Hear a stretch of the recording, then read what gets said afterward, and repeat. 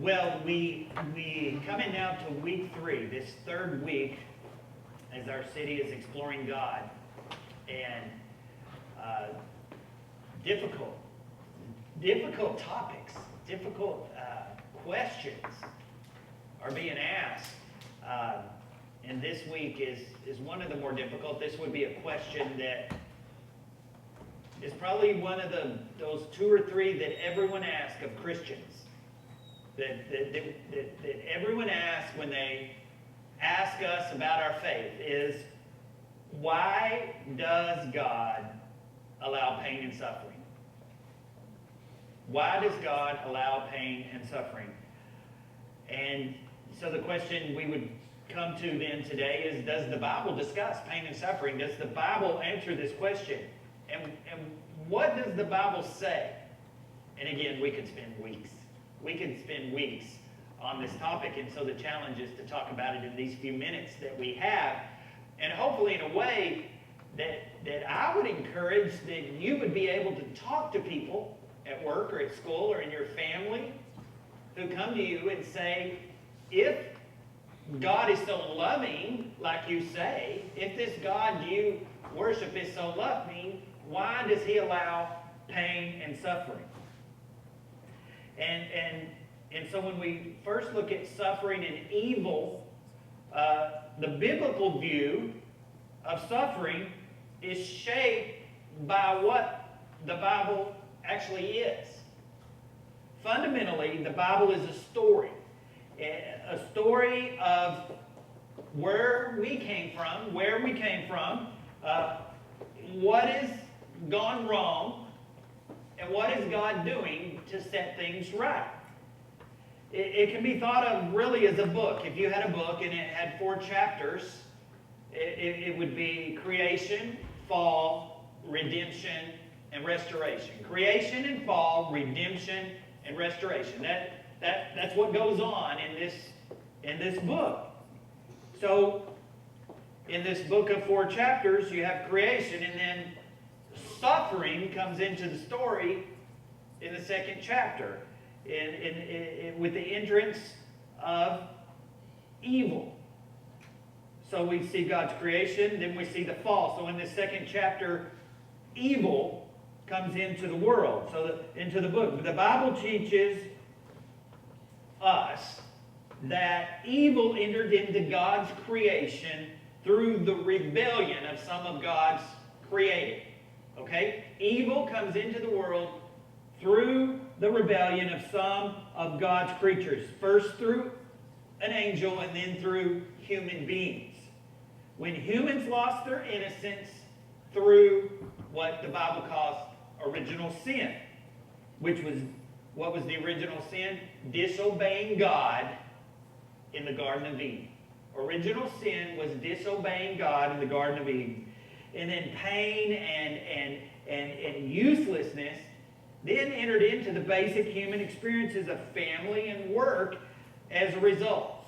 So, Genesis chapter 3, and so if you're taking some notes, and there's an outline on the back of your bulletin, so where did evil, according to the Bible, enter into the world? Well, take some time and read Genesis chapter 3. Take some time and read it. Read it a few times through. Because it's Genesis chapter 3 that we find the fallen angel, which is Satan, and the disobedience of the 2 original people that God created. And so, what we know that within a biblical worldview, which is what we have as Christians, if we view things through the Bible, suffering and pain didn't exist when God created the world. It was something that came about. So suffering is not a permanent or an essential part of reality. God didn't create suffering. God didn't create pain. Okay, so it's not a part of the reality. As some parts of mainly the Eastern world, the worldview of most people who live in the Eastern world, tend to believe that suffering and pain are just part of God's creation. It's just part of the way the world was created. We don't believe that. We believe that all pain and all suffering are a result of fallenness. So we believe as Christians all pain and all suffering came about because of the fall. Before the fall, there was no pain, there was no suffering. Okay? So its consequence then is what the Bible calls sin. So the result of the fall is sin. So in a way, if you want to think about it this way, in a way, it's kind of as though a disease has entered into the world through the created, through the creatures that God created, and they're refusing to accept their creaturely status. So what God created refused to accept His status, and so this disease of sin came into the world. So in other words, the view of suffering is that it has not always been, it will not always be, it is just one chapter in a much larger story. Okay? So let's look at this pain and suffering, the seriousness of suffering. So as we look at the Bible has a very real, it's a very sobering view of suffering, really. It affirms its unthinkableness, its tragedy, its staggering and oppressive weight. Suffering and pain is nothing to be made light of. This is why it's the biggest question of people who question our belief. This is one of the biggest questions. It's nothing to be made light of. If you look at the Bible, nowhere in the Bible is mourning or tears or weeping forbidden. Nowhere in the Bible is mourning forbidden. In fact, it's recommended. It recommends that when we're in the presence of sufferers, the Bible readers are called to mourn those who mourn. You know, there's an entire book in the Bible called Lamentations. It can be called the book of weeping. Jeremiah wrote a whole book in the Bible called the book of weeping, Lamentations. According to tradition, Jeremiah was full of grief after the fall of Jerusalem in 587, and he wrote the book of weeping. You know, in the book of Psalms, which is a collection of songs and hymns and wisdom sayings, all used for worship. Okay, so think about that. A book in the Bible that was written to be used as part of our worship. Weeping, crying is a recurring theme in the Psalms. The book is full of statements like Psalm 6:6. I am worn out by my groaning. All night long I flood my bed with weeping and drench my couch with tears. Okay, Psalm 13, 1 and 2. How long? Have you ever felt this? Have you ever asked this question? How long, Lord, will you forget me? How long will you hide your face from me? How long must I wrestle with my thoughts day after day in the sorrow that's in my heart? Psalm 42:3. My tears have been my food day and night, while people say to me all day long, where is your God? Have you ever felt like that? Have you ever felt like that? You know, Psalm 88:6. God has put me in the lowest pit. I've met people who've said to me, I feel like I'm in the deepest, darkest pit. And then you read the psalmist say, God has put me in the lowest pit, in the darkest depths. So, sufferers, people who suffer pain, people who are suffering, who come to the Bible, they're not going to find suffering as pain, and pain is some insulated or isolated event, something that only happens to a very few people or to a certain set of people. The Bible's an honest book.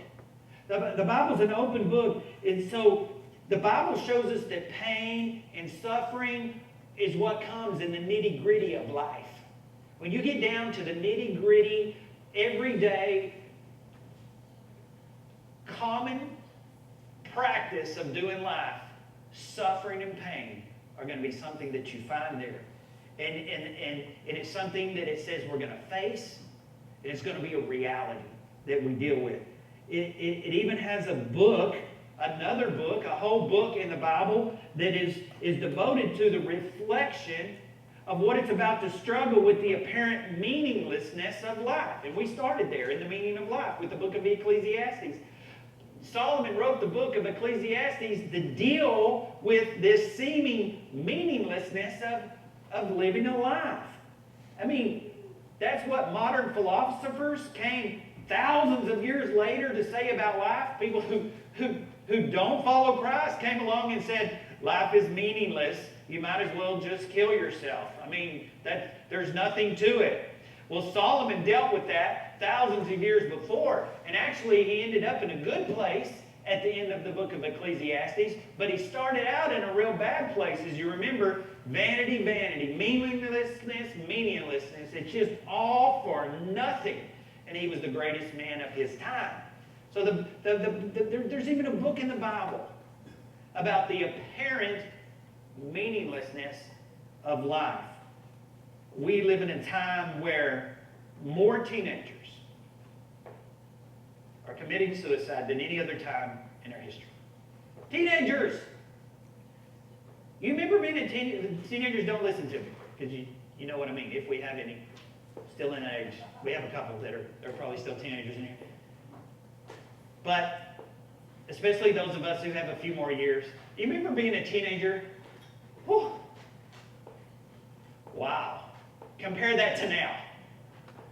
Now, I don't know if I want to be 18 again, but I'd sure like to be 30 again. I wouldn't mind being 30 again. Wow.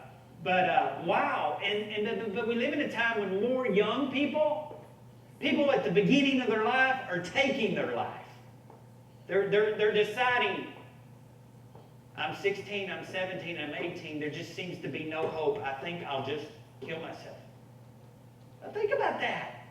Think about that and put that in perspective. So the Bible is deeply sensitive to the problem of suffering, including the internal suffering that many modern people face. It has something to do, the Bible has something to say to us about the real issues, like the one I just brought up. The Bible speaks to these issues that people have, no matter what stage of their life they're in. The Bible speaks to the suffering that we go through. You know, there's not many 17-year-olds dealing with heart disease, you know, and the things that come with living 70, 80 years of bad eating, you know, and things like that. But there's a lot of 70, 80, 90-year-olds dealing with heart disease and all kinds of stuff that comes. The Bible speaks to each and every one of these. There's young mothers who may be 20 or 30 years old that all of a sudden find out they have a cancer and that they're not going to live 6 months.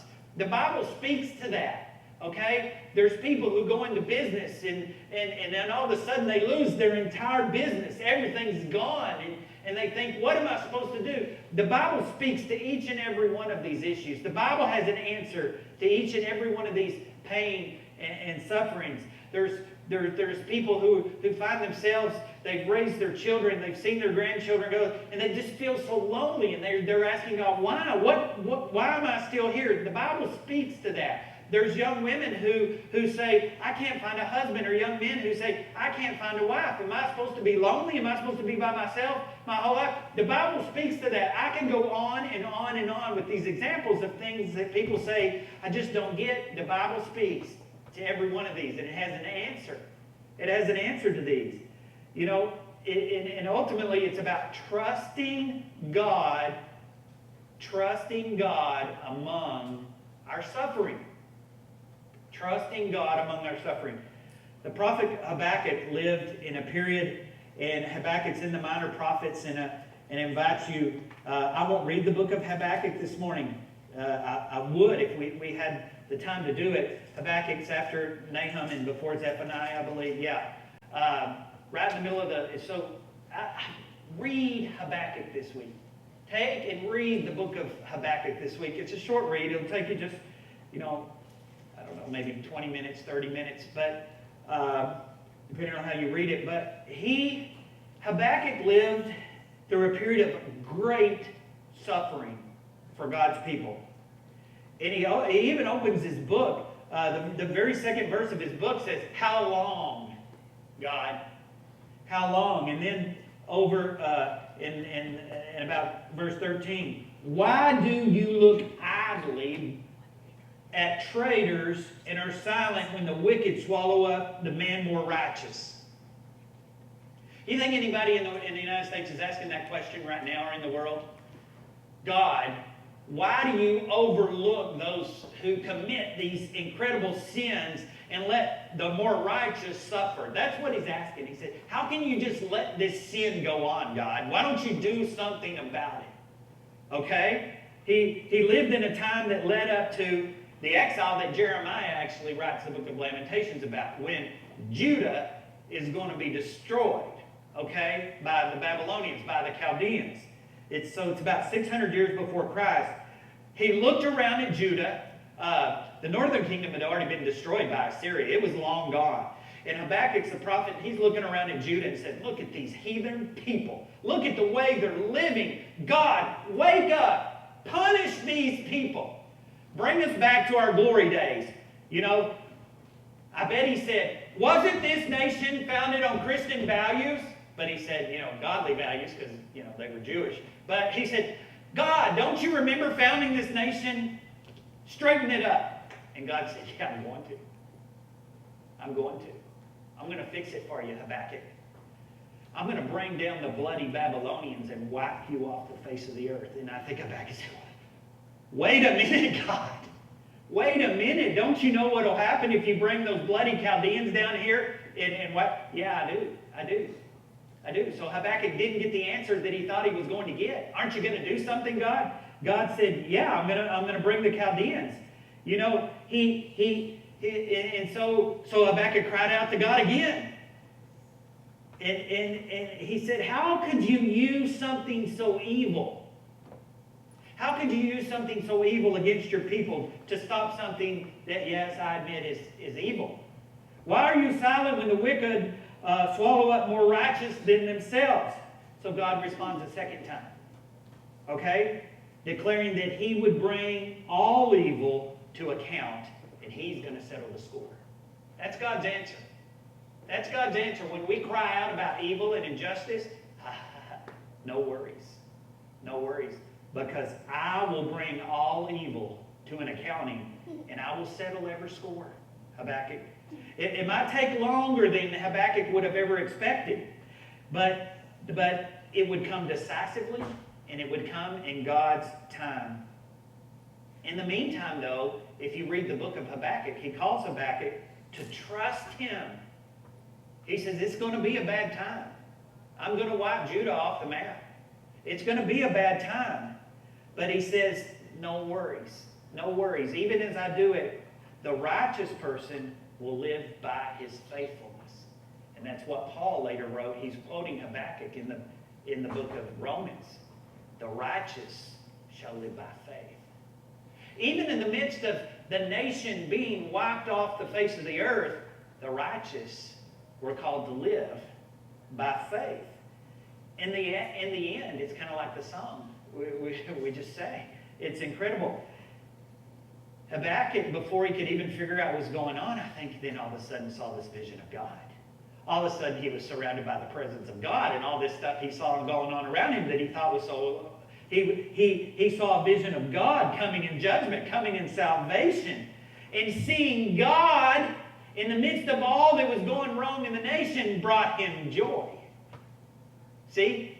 Suddenly, as the song said, all of the stuff was eclipsed. It was by the presence of God, even among the suffering.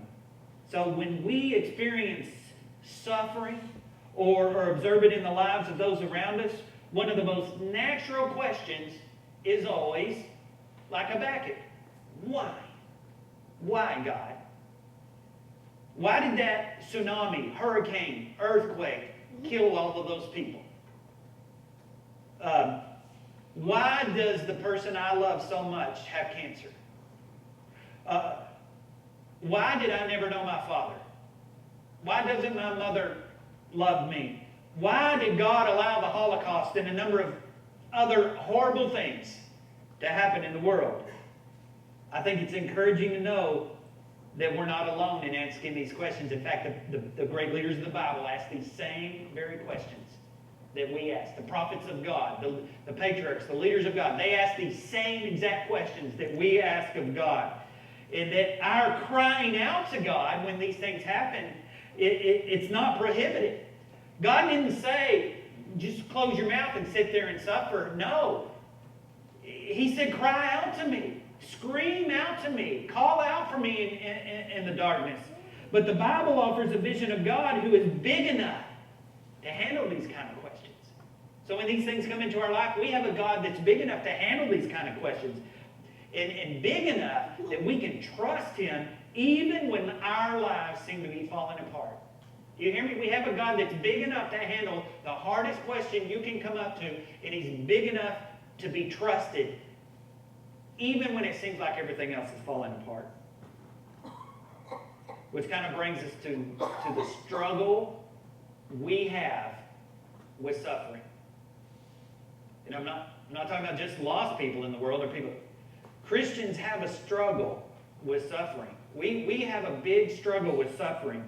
One of the deepest and most moving treatments of suffering in the whole Bible is the book of Job. The book of Job is just before the book of Psalms. It's another book. This will take you longer, 51 chapters or so. I think you need to read it. But you don't need to read it in an afternoon. You're going to have to take some time to read it. It's pretty profound. But Job was an innocent man. And he suffered terribly. He lost everything he had, and he was a very wealthy man. He lost everything that he had. And on top of that, his body was covered in boils or open oozing wounds, just all over his body. And that's rough. That's rough. God allowed everything he had to be taken away from him, and then allowed his body to just become this open wounds and sores oozing out. His friends came to visit him. You'll find the book interesting. If you haven't read Job, you should read it. Because you'll say that figures. His friends, his good friends came. His good friends came. And they knew him well, knew of his family, his background. He was a good man, charitable, all those things. Children, beautiful children. And Job says, look at me. And they said, what'd you do? You must have done something really bad, Job. You must have done something really bad for God to let this happen to you. And the reasoning was, surely Job did something horrible if God is so aggravated with him. Surely God must be really aggravating. That's the only explanation for this suffering that is coming to Job's life. It's the only way we can explain it. And then it does get a little, frustrating, but most of the book of Job is then this constant back and forth between his friends, he calls them friends, and him, these dialogues between him and his friends essentially saying, Job, if you'll just confess, if you'll just tell God you're sorry for whatever you did wrong to deserve all this, essentially, come on, Job, confess. Tell God what you did. What did you do to deserve this? But then at the end of the book, God rebukes Job's friends and commends Job. Okay, so the friends are just sure he's done something, but at the end of the book, he condemns the friends and he commends Job. Job even prays for his friends. I want to see us get to a point where we're doing that. These people are coming to Job and saying, what did you do? You must have done something horrible to deserve this from God. And Job's praying to God about his friends. Saying, God, forgive my friends. And so he's praying for his friends for the way they treated him. Now, one use of the book of Job, which is good, is to distinguish between the biblical view of suffering, which is the one I think we need to have. We need to view suffering through the Bible, and one from, for lack of a better word, to use the word from one that's like karma. Karma. And this is what most of the Eastern people of the world, the way they view suffering and pain. It's the notion that there is kind of this unbreakable cause and effect law that's in the moral realm. Okay, there's this cause and effect law that's out there. So in this universe that's governed by karma, people who do good experience good. People who do bad experience bad. Okay? So, and billions of people in the world believe this. Do good, get good. Experience good. Do bad, things are going to go bad for you. Okay? Do good. So, what would you think then the view of those people are? I just need to do good, right? And then everything will be good. Okay? If something bad happens to me, that means I did what? Something bad. I must have done something bad. And so it means then if somebody you know suffering, something bad's going on in their life, they're bad. If someone's suffering under this view, then they must be bad, right? You know people who are suffering are afraid to tell anybody, afraid to let people know bad things have happened. This is kind of why. Because we have this view. You know, it's a good thing we don't practice karma in the church. It's a good thing we never think that bad things happen to people because of something they did or didn't do. We never do that, do we? We never do anything like that, do we? No, we don't practice karma. We don't practice Eastern religion in the Baptist church. But, you know, the biblical view of suffering is more detailed than this karmic view, I'll call it. In the biblical view, let me say this, and you need to get this. In the biblical view, we will not always understand why suffering happens. In the biblical view, we will not always come to understand why suffering has happened in our life. I'm not saying we won't sometimes understand it, but in the biblical view, we may not always see why suffering happens. Job never learned the true cause of his suffering. So I still want you to read it. You know, I think I was wrong. I think it's 42 chapters. I want you to read all 42 chapters, but now you're saying, I wanted to find out what happened. What caused God to take all these things? He doesn't ever find out exactly why. Even after he's restored and everything comes back to him. But I tell you what he did. He encountered God. He didn't find out what happened, but he encountered God. When God speaks regarding Job's suffering in the last 3 chapters, 38 through 41, he basically says this. So hear this.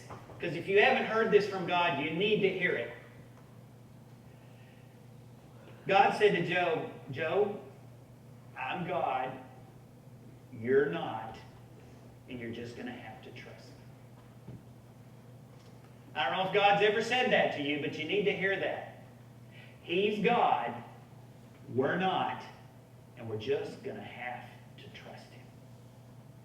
And so, some critics look at that response, they say, that's no answer. No, you're not getting that off that easy, Pastor, Christian. It's not that easy. And critics say, that's no answer. But that isn't how Job feels. Job wasn't upset. Job didn't say, no, wait a minute, I want to know why I had to suffer so much. When Job sees God, he no longer needs an answer for his suffering. When he comes face to face to God, the answer to the question of why I had to suffer no longer matters. Because for Job, all of a sudden, God was the answer. God himself became the answer to the question. So he never learned. But Job responds with what? Joy and repentance. Job discovers there is a kind of joy, and this is a huge point of Job.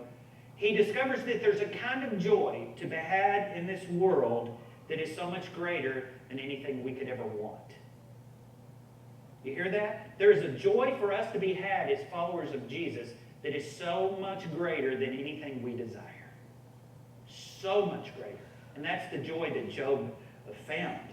We see here a hint of the hope that the Bible offers to sufferers.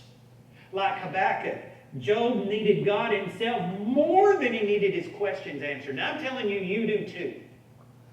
And the people asking you about suffering need to. They need God more than they need an answer to the question, why is there pain and suffering? Because if you're going to be honest with people about pain and suffering, you may not be able to give them an answer.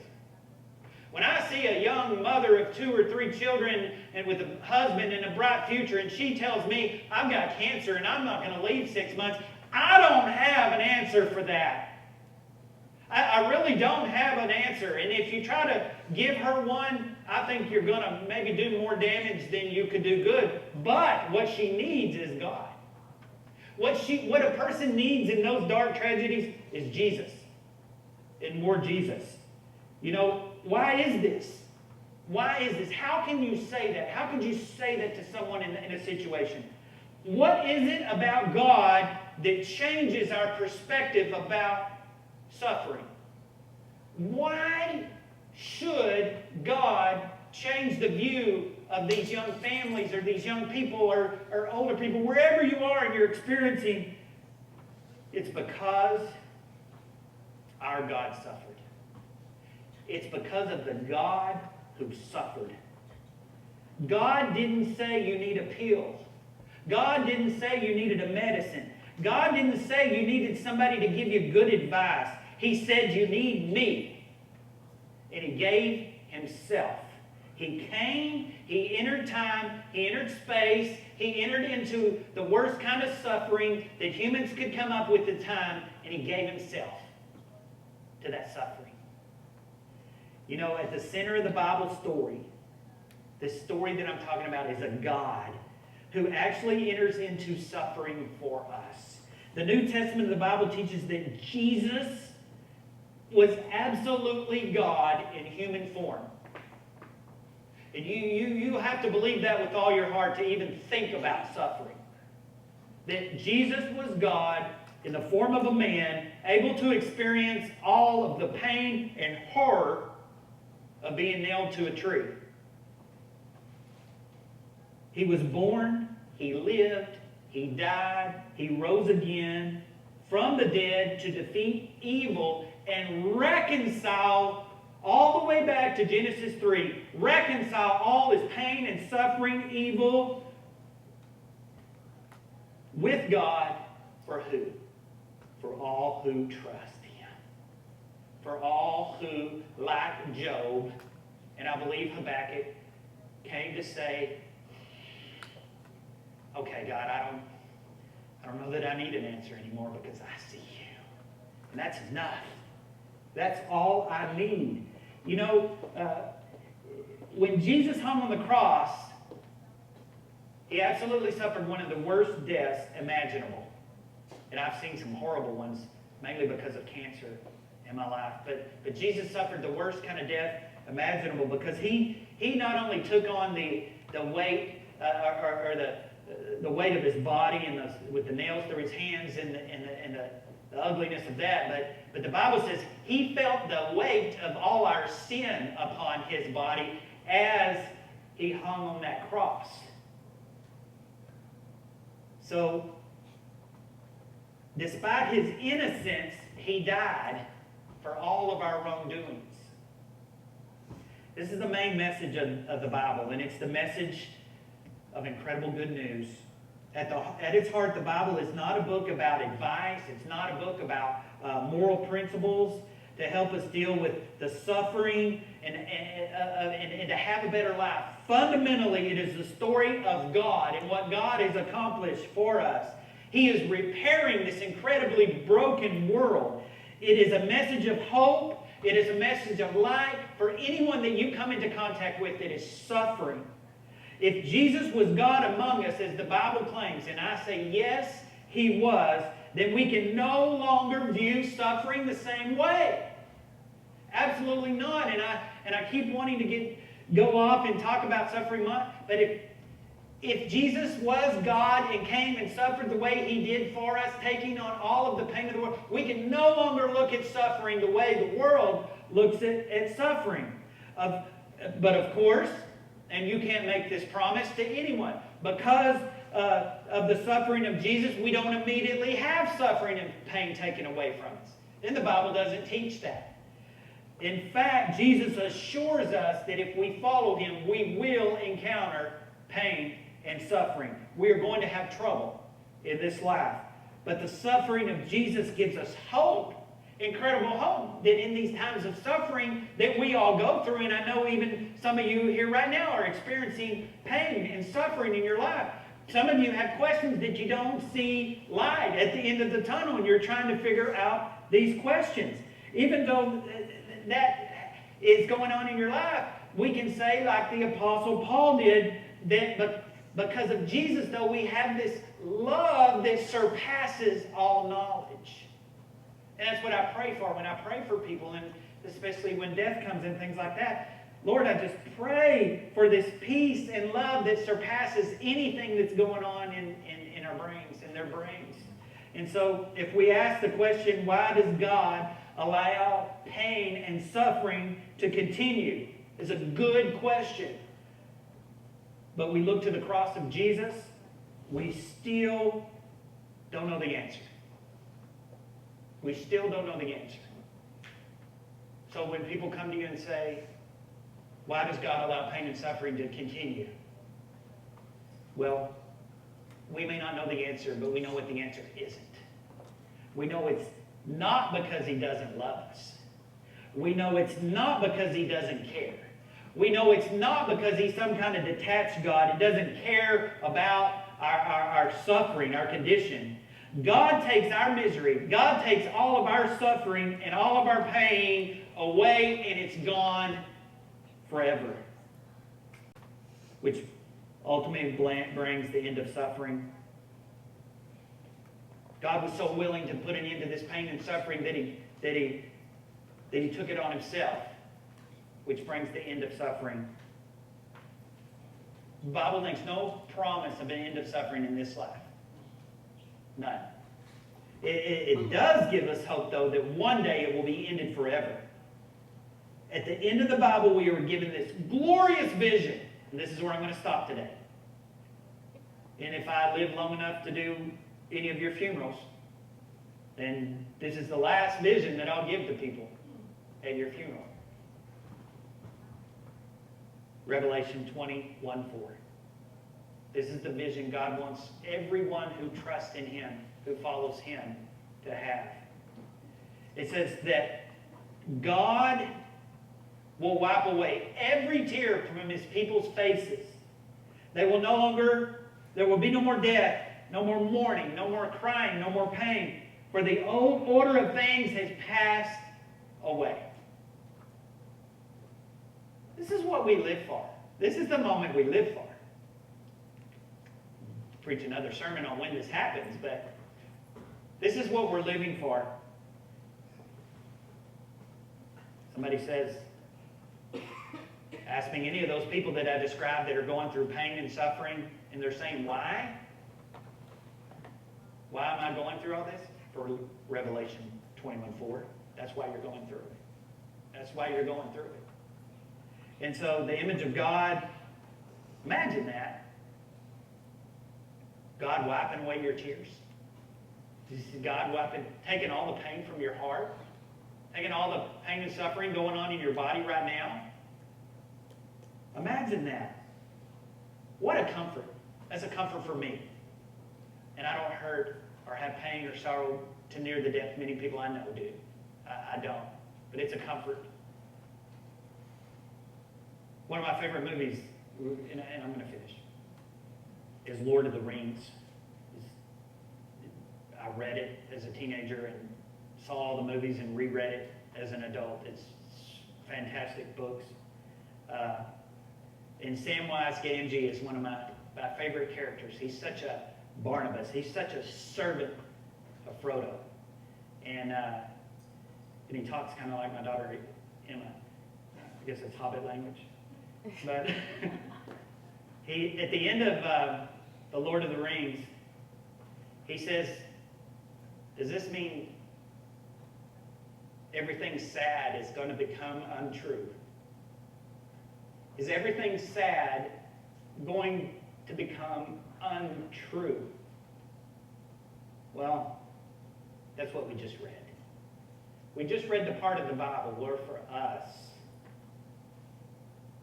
heaven represents the place where sadness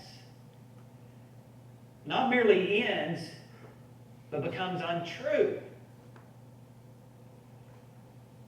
You're not going to say to your child in heaven or your parents or your great-grandparents one day, those you love, you're not going to say, do you remember when we were so unhappy back in the old earth?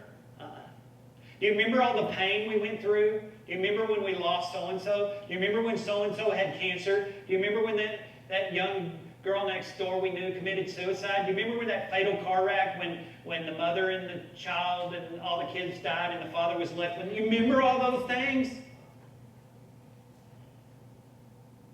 They don't become something in the past. They become something that was untrue. All of the pain and suffering that you are going through, I'm not trying to say it's not real. I'm not trying to say what you're going through and the people you know is not real, but I'm telling you one day it will not only be not real, it won't even be true. It'll be something that doesn't exist. The Bible offers an amazing hope for those who go to heaven, for those who trust and those who repent of sin and trust in Jesus for salvation. According to the Bible, those who reject salvation, though, those who reject what I've said, they're going to continue their whole existence, their whole eternity in rebellion against God. It will go on for them forever. They will remember all the tragic things that I just talked about for eternity.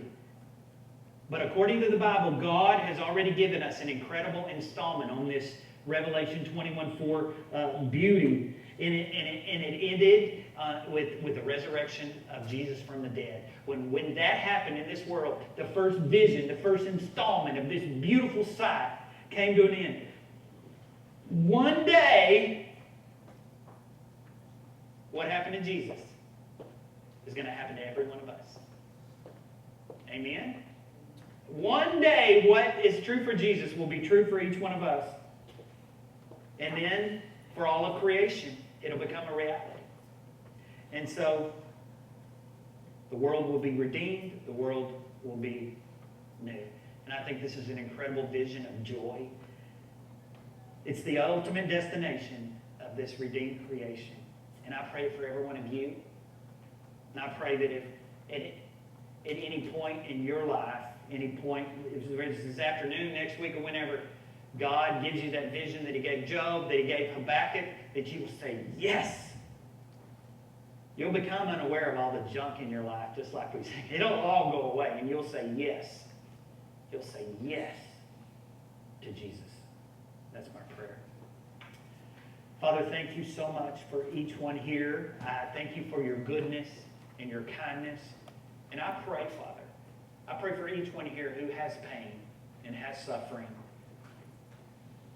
And I pray that they continue to cry out to you for answers. Because in you, they can find the answers to those questions. And I pray for the day when you'll show them that the answer is trust. Trust in God. Thank you for your precious Son. Father, we trust in Jesus. No other. In your precious name.